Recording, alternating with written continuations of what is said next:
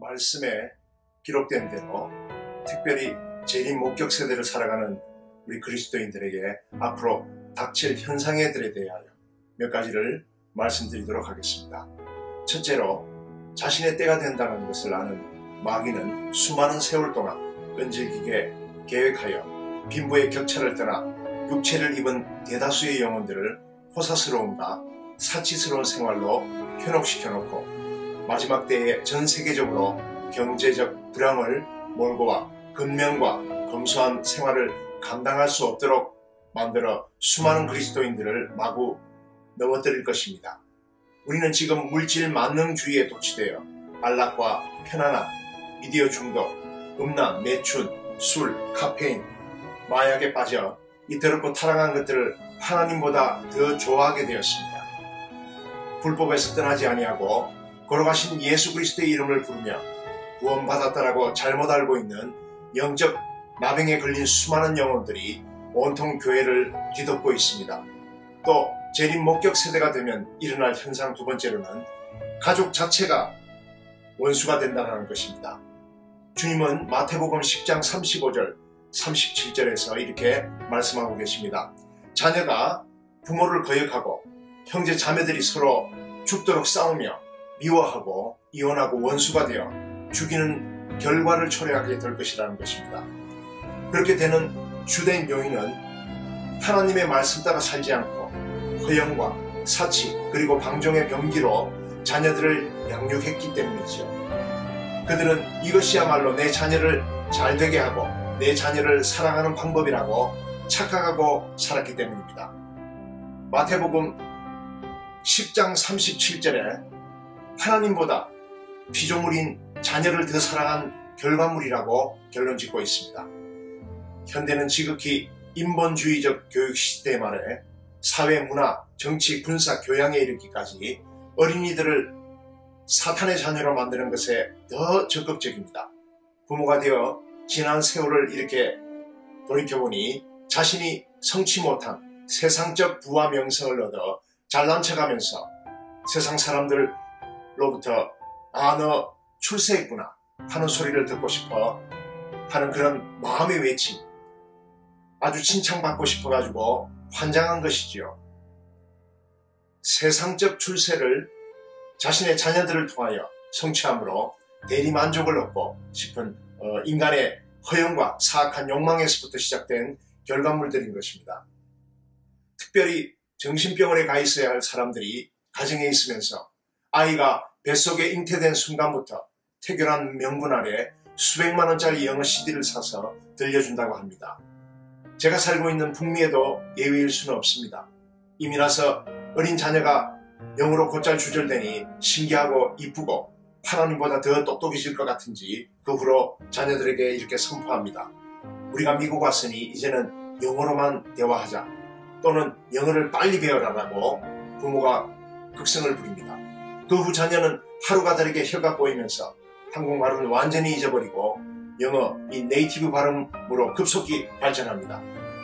그러나 부모는 한국적 사고를 지닌 상태에서 늘지 않는 영어, 잊혀져가는 모국어로 자신의 상태가 굳어져가며 발음 자체는 알아들을 수 없을 정도로 아주 훌륭하게 자리 잡아버려 훗날 지극히 개인적 사고로 성장한 자녀들에게 언어와 개념의 장벽으로 도리어 무시당하고 핍박당하는데도 불구하고 어디 가서 말 한마디 못하고 하소연 한번 못하며 외롭게 살아가고 있는 사람들이 여기 북미에도 얼마나 많이인지 모릅니다.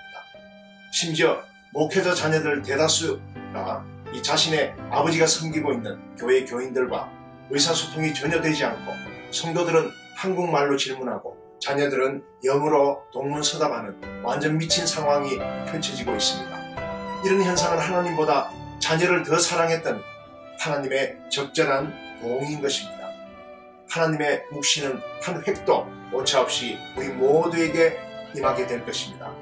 재림 목격 세대를 살아가는 그리스도인들이 겪게 될 세 번째 현상은 이 세상에서 진실된 그리스도인들은 미움을 당하게 될 것이라는 것입니다.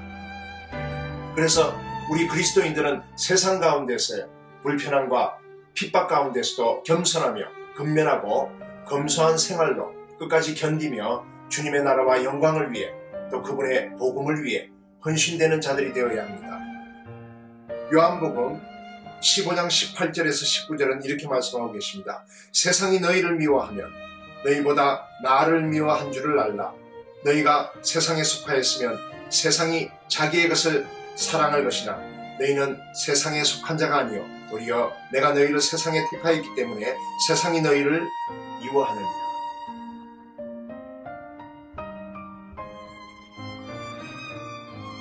그러시면서 또 말씀하십니다. 끝까지 견디는 자는 구원을 받으리라. 이 동네에서 핍박하거든 저 동네로 피하라. 내가 너희로 진실로 너희에게 진실로 이르노니 이스라엘의 이 모든 동네를 다 다니지 못해서 인자가 오리라. 사실은 이런 모습들은 말씀에 기록된 대로 우리 그리스도인들이 현재 체감하고 있는 상황 아니겠습니까? 사랑하는 성도 여러분, 분명한 사실은 핍박과 폭력의 수준이 전에도 없었고 후에도 없을 정도의 광기가 되어 사륙의 현장으로 우리 앞에 분명히 나타나게 될 것입니다. 저는 현재 저의 자녀들이 혼돈하고 있는 것을 직접 체험하고 있습니다. 동성애자는 하나님의 자녀가 될 수 없고 또 그리스도인과는 함께하면 안 된다는 것을 자녀들에게 오래전부터 가르쳤는데 성경에는 그렇게 말씀하고 계시죠. 그러나 그렇게 배운 저의 자녀들이 그런 동성애 학우들에게 한 말이 학교로부터 첫 번째 경고가 주어졌습니다. 다음번에는 퇴학을 당할 수도 있겠지요. 학교뿐만이 아니라 앞으로는 직장과 주변 이웃 사회, 공공기관들 할 것 없이 예수 그리스도를 옹호하는 발언과 입장을 취하면 주변 이웃과 친구들로부터 모욕과 폭력을 당하고 심지어는 감옥에 가게 될 것입니다. 너무나도 재미있고 또 통쾌하게 될 것이 하나 있는데 그것은 사도행전 4장 18절의 말씀처럼 이 사도 베드로와 요한을 불러가지고 그들이 경고하며 얘기를 합니다. 앞으로 도무지 예수의 이름으로 말하지도 말고 가르치지도 말라고 선포하는 이런 급박한 상황으로 몰고 가게 되면 거짓 목사와 참 목사가 갈리게 되어 있다는 사실입니다. 오히려 이단 사이비 목사들이 더 고민 없이 계속 편할 것입니다. 그들은 스스로 먼저 자신은 사탄의 종이라고 선포하였으니까요. 이 최우선적으로 가면을 쓰고 있던 목회자들이 가면을 벗게 될 것입니다. 특별히 대형교회 목사, 인기가 좋은 목사 또는 사례를 많이 받는 목사, 이런 목사들이 고민이 깊어질 수밖에 없겠지요. 그 많은 교인이 다 나가더라도 진실을 말할 수 있을 것인가 하는 것입니다.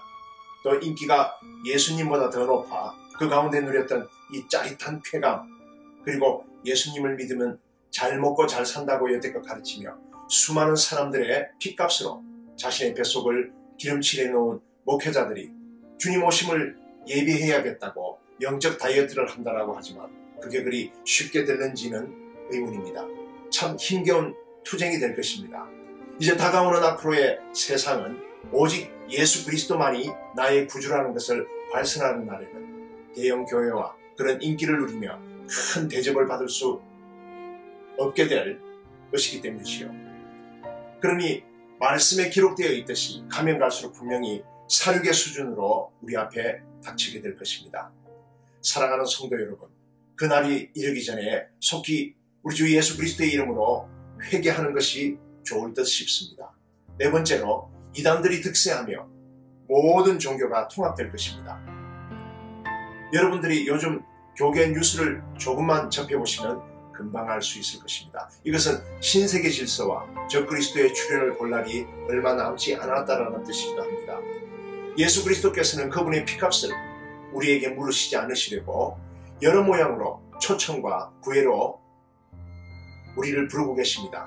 자비하신 하나님께서는 악인이라 할지라도 지옥 가는 것을 결코 원치 않으시는 분이심을 알아야 합니다. 지금 선포한 이 하나님의 말씀을 들을 귀가 있는 자들은 듣게 될 것이며 또 깨어 근신하게 될 것입니다. 이 엄청난 문화와 과학의 바벨탑 앞에서 미혹되거나 흔들리지 마십시오. 십자가 헌신으로 세상에 자신을 던지십시오. 종교와 교리 안에 안주하거나 죽지 마시고 오직 십자가 헌신해 죽으셔야 할 때입니다. 사랑하는 성도 여러분, 영적인 눈을 떠 주변 환경을 둘러보십시오. 자연과 사람들, 그리고 인위적인 것들, 종교, 군사, 정치, 문화, 의술, 과학, 이 타락의 끝을 모르고 달리는 환경, 이런 것들을 깨어 영적인 시각에서 한번 다시 보지 않고서는 이 주님의 재림에 대해서 절대로 우리가 말할 수 없을 것입니다. 절대로 깨달을 수 없을 것이라는 것이죠. 영적으로 깨어나십시오. 깨어나십시오.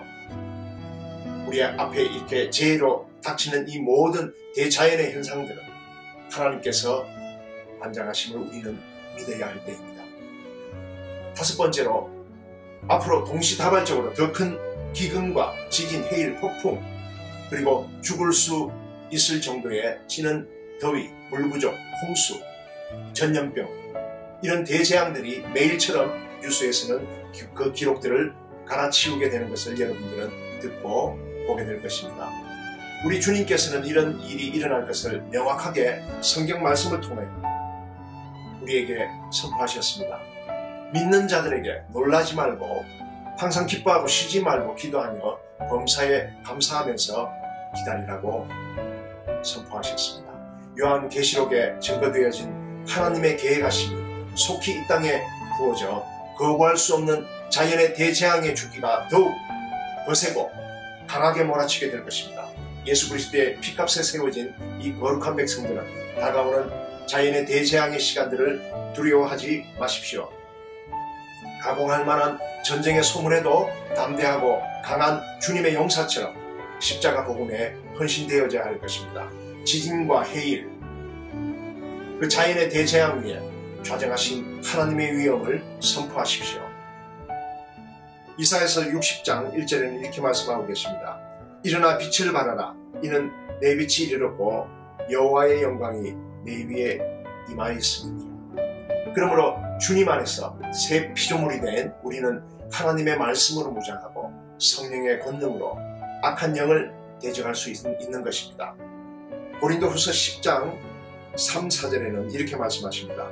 우리가 육체에 있어 행하나 육체대로 싸우지 아니하노니 우리의 싸우는 병기는 육체에 속한 것이 아니요 오직 하나님 앞에서 견고한 진을 파는 강력이라. 시편 144편 1절 나의 반석 여호와를 찬송하리로다. 저가 내 손을 가르쳐 싸우게 하시며 손가락을 가르쳐 치게 하시도다.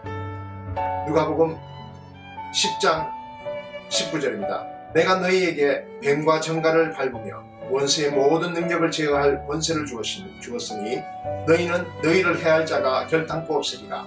고린도후서 2장 14절 항상 우리를 그리스도 안에서 이기게 하시고 우리로 말미암아 각처에서 그리스도를 아는 냄새를 나타내시는 하나님께 감사하노라. 디모데후서 4장 7, 8절 내가 선한 싸움을 싸우고 나의 달려갈 길을 마치고 믿음을 지켰으니 이제후로는 나를 위하여 의의 면류관이 예비되었으므로 주 곧 의로우신 재판장이 그날에 내게 주실 것이며 내게만 아니라 주의 나타나심을 사모하는 모든 자에게 됩니다.